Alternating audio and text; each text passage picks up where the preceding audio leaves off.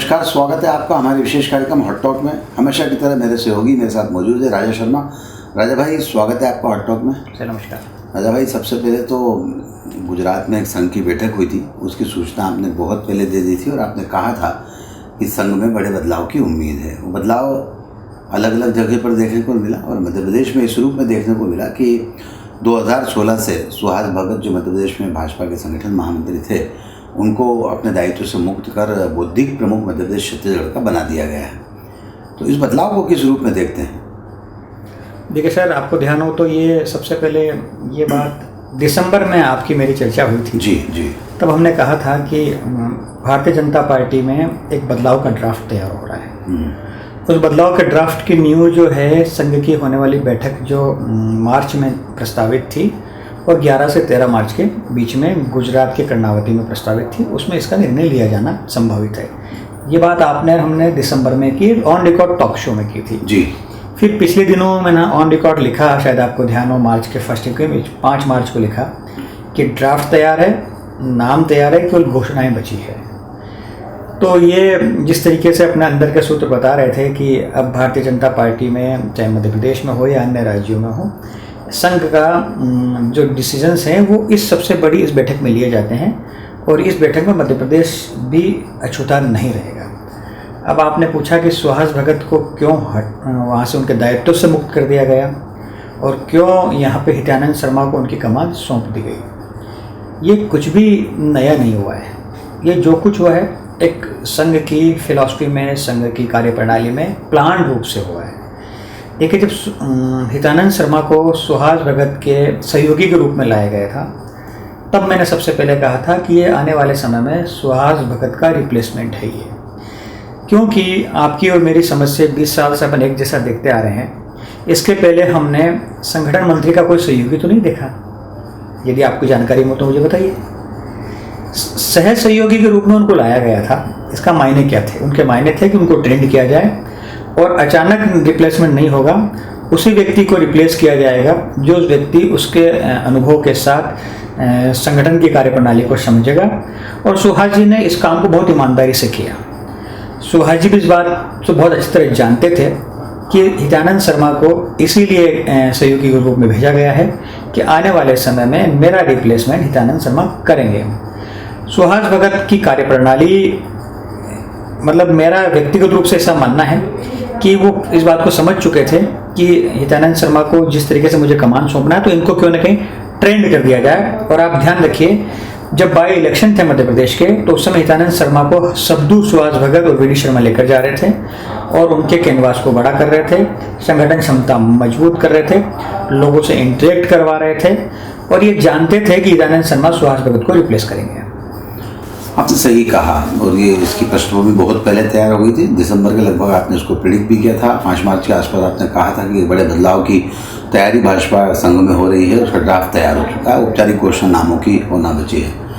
लगातार इस तरह के प्रेडिक्शन आप करते आए हैं और शब्दशः सही साबित भी होते हैं। राजा भाई, सुहास भगत ने पिछले 6 सालों की कार्यशैली को देखें, काफ़ी अच्छे से काम किया उन्होंने, आपसी तालमेल, समन्वय बनाकर और एक तरह से कहें तो सरकार पर भी एक वाजिब दबाव बनाकर संगठन की और जनता की आवाज़ उठाने की कोशिश की। इससे कितने सहमत हैं? देखिए, मेरा बहुत स्पष्ट मानना है, किसी भी व्यक्ति का परफॉर्मेंस जो रेट होता है ना, वो स्ट्राइक रेट से लिखा जाता है कि वो कितने दिन खेले, कितने अच्छे स्कोर किया, कितना अच्छा रन बनाए।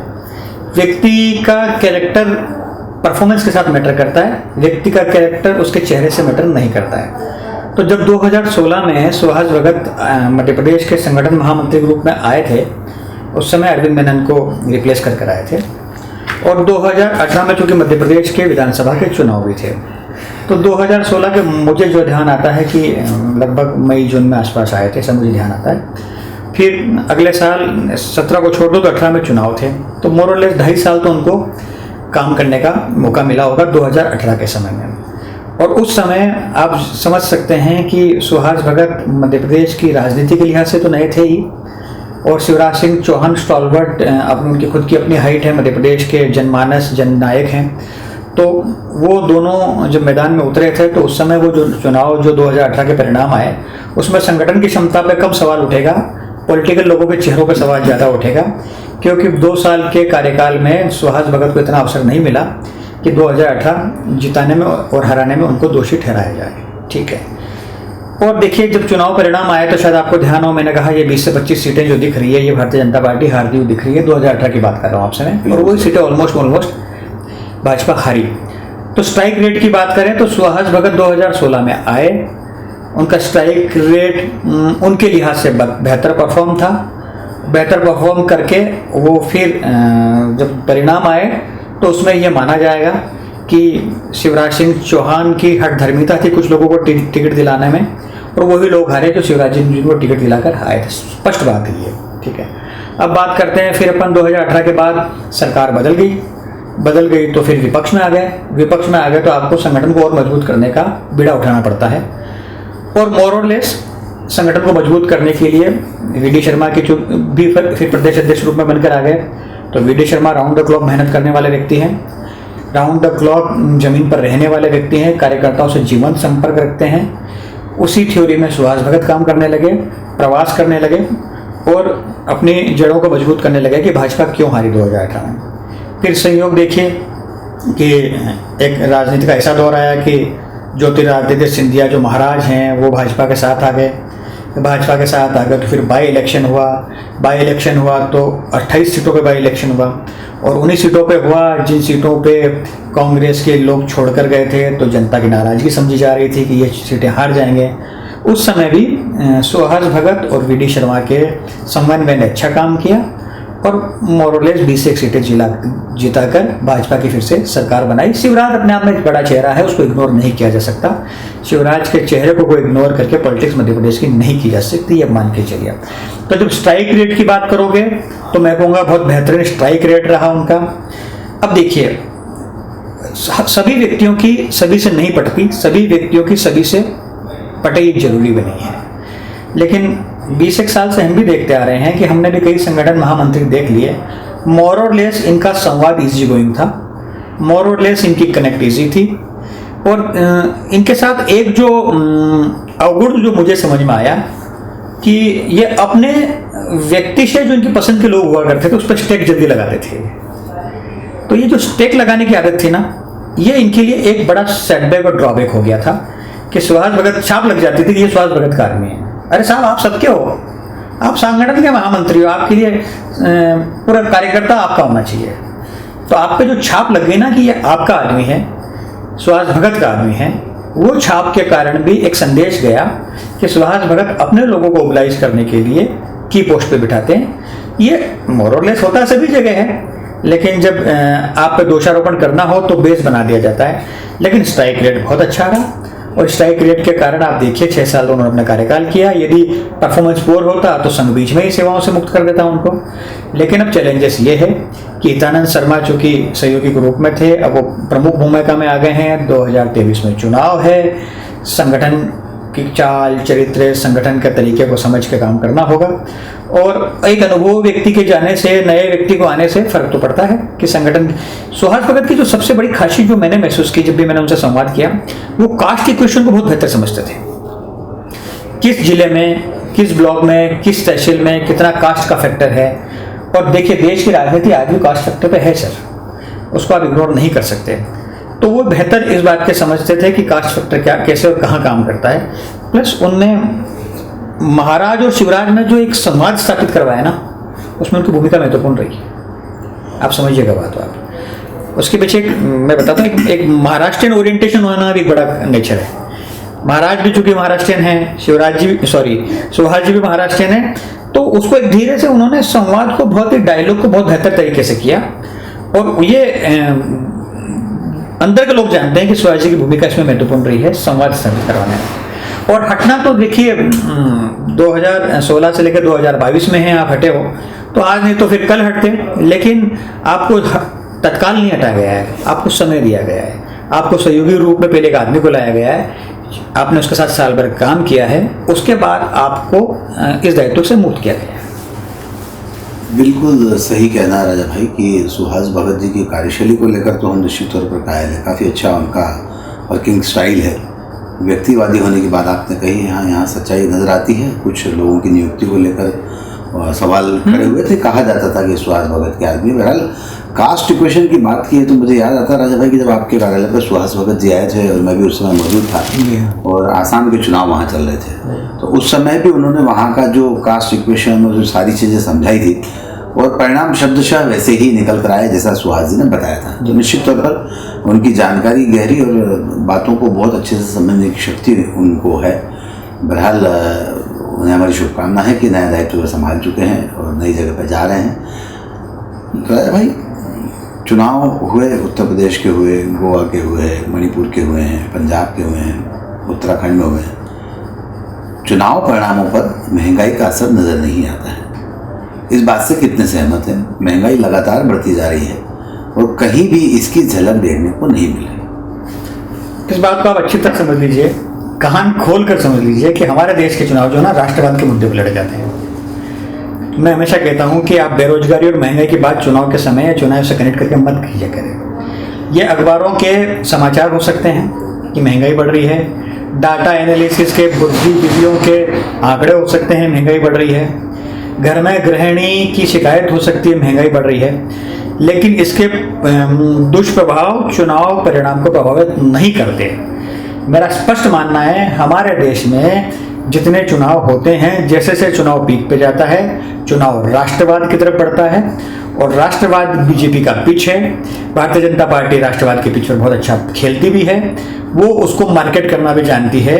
और वैसे भी हमारे देश में चुनाव जो है तिलक, टोपी, जनेऊ, शमशान, कब्रिस्तान, भारत, पाकिस्तान, मंदिर, मस्जिद और जय श्री राम पे लड़े जाते हैं।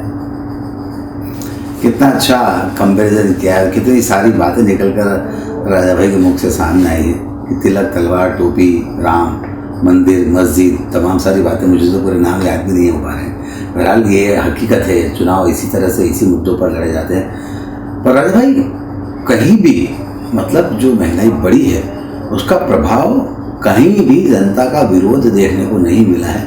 इसका आपने एक कारण तो सीधा बता दिया।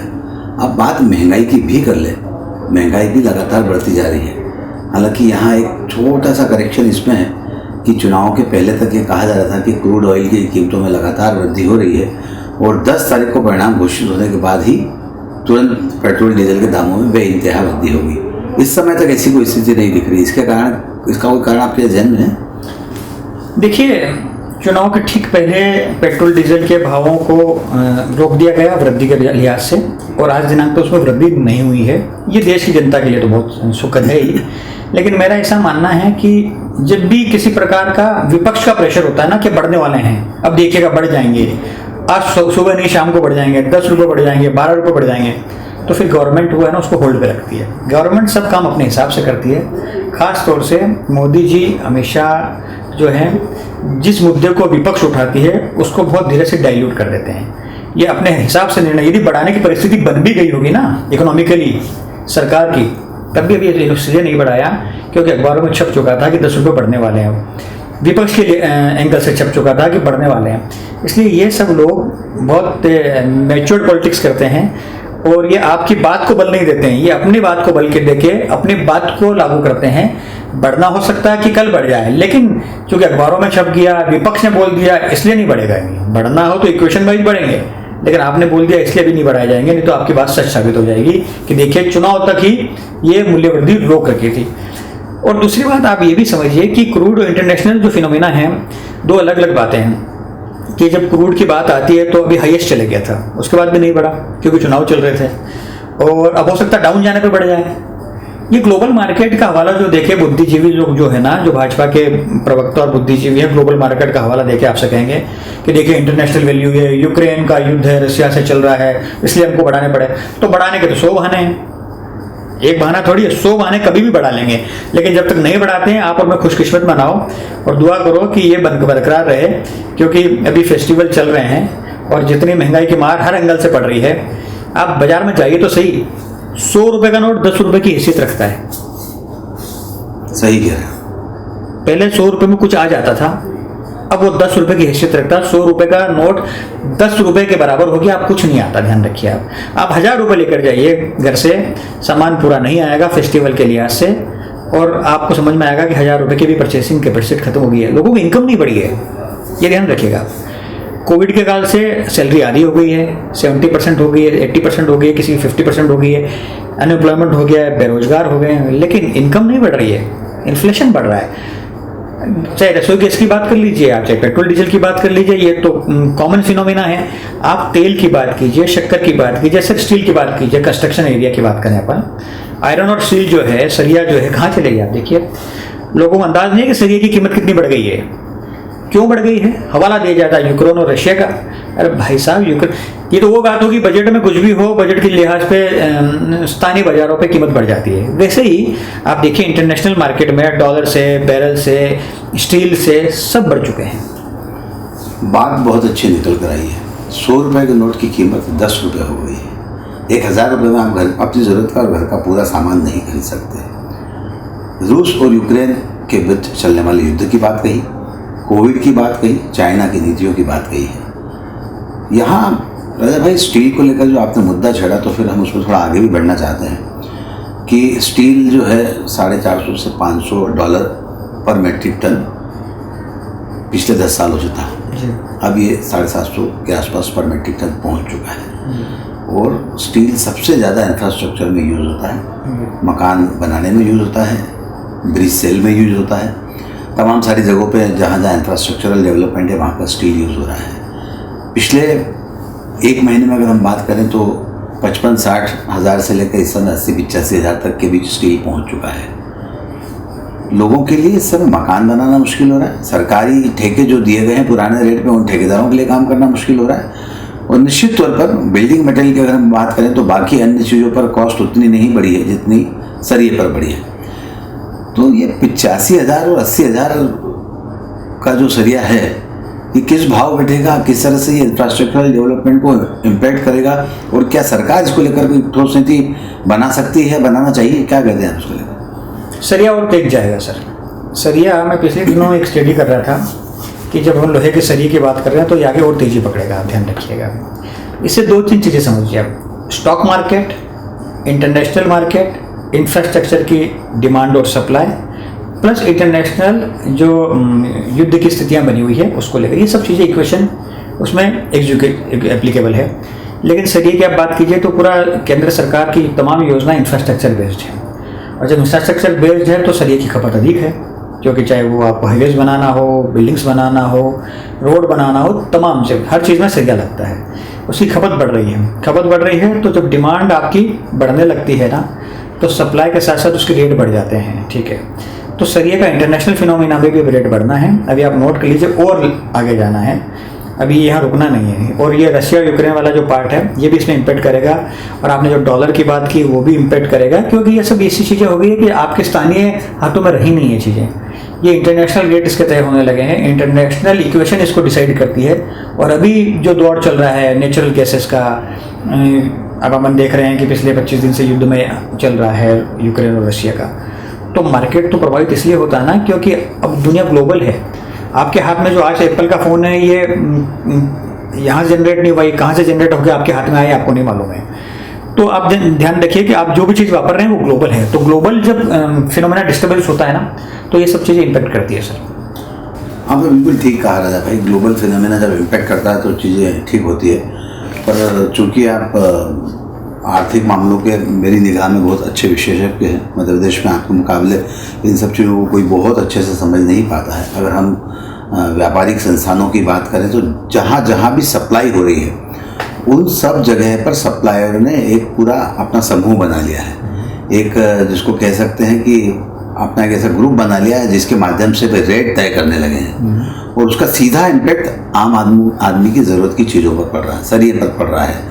सीमेंट निर्माता भी इसी तरह से काम कर रहे हैं, और हवाला रूस यूक्रेन युद्ध को दिया जा रहा है, कोविड को दिया जा रहा है, जबकि इन सब चीज़ों का सीधा असर मुझे नहीं लगता कहीं आ रहा हो। सरिया जो बनता है ज़्यादातर इंडस्ट्री भंगार जो आता है, स्टील जो आता है भंगार, उससे सरिया बनाती हैं। कुछ कंपनियां ऐसी हैं जो सीधे स्टील से स्टील को निर्माण करती हैं, और जो बड़ी कंपनियां हैं देश की। लेकिन बाकी जो कंपनियां भंगार से स्टील बना रही हैं, सरिया बना रही हैं, उन सब लोगों ने मिलकर एक पूरा समूह तैयार कर लिया है।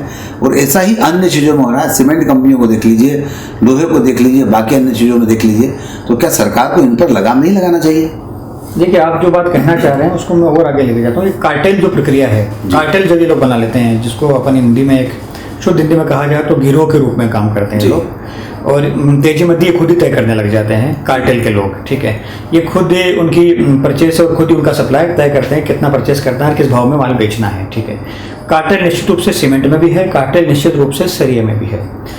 लेकिन आप देखिए सर, एक जो इंडिविजुअल हाउस होल्ड व्यक्ति जो है, जो मकान बनाना चाहता है, उसकी तो कॉस्ट बढ़ जाती है। जैसे सपोज कीजिए आप 800 स्क्वायर फुट का अनुमान लेके चल रहे थे, वो 1200 रुपये स्क्वायर फुट चली जाएगी। लेकिन ये जो रियल एस्टेट के बड़े प्लेयर है ना, ये तेल तो तिलों में से निकलेगा ना। आज सपोज कीजिए कोई बड़ा बिल्डर किसी प्रोजेक्ट को बना रहा है, उसने सरिया महंगा ले भी लिया तो वो कंज्यूमर से ले लेगा, वो खुद तो बियर नहीं करेगा ना। तो महंगाई की अंतिम मार जो है किसकी कमर पे पड़ती है? उसके कंज्यूमर पे पड़ती है। ध्यान रखिए आप चाहे सरिये की ट्रेडिंग करने की बात कर लीजिए, सीमेंट की ट्रेडिंग की बात कर लीजिए, उनका प्रॉफिट और मार्जिन कहीं कम नहीं होना है। वो जिस भाव आएंगे उसमें अपना प्रॉफिट जोड़ के बेच देंगे। लेकिन अल्टीमेटली जो कंज्यूमर है, यूजर है, एंड यूजर है, उस पर उसका फर्क पड़ना है। कार्टेल पे निश्चित रूप से गवर्नमेंट को निगाहें रखना चाहिए कि क्या, देखिए सीधी सीधी बात यह है कि बाजार भाव जो होता है, बाजार भाव पे, तेजी मद्दी पे इस चीज़ का ध्यान रखा जाना चाहिए कि वाकई ये ओरिजिनल मैनिपुलेशन है या फैब्रिकेटेड मैनिपुलेशन है। क्योंकि बाजार के अंदर यदि तेजी मद्दी चल रही है तो उसको सब पे नज़र रखना पड़ती है। सरकार का ये जो काम है, सरकार के जो इंडस्ट्रीज है उनका काम है कि सरिया किस भाव मार्केट में फ्लो किया जा रहा है। जैसे हमने पिछले 2 महीने पहले इंदौर के रियल एस्टेट पे स्टोरियाँ की थी डायरियों पे, तो इंदौर के प्रशासन ने, खासतौर से मनीष सिंह ने बहुत उम्दा, बहुत स्ट्रिक्ट कदम उठाकर सबको अकल ठिकाने आ गई थी। और आज देखिए इंदौर का रियल एस्टेट एक बहुत स्मूथ होते जा रहा है।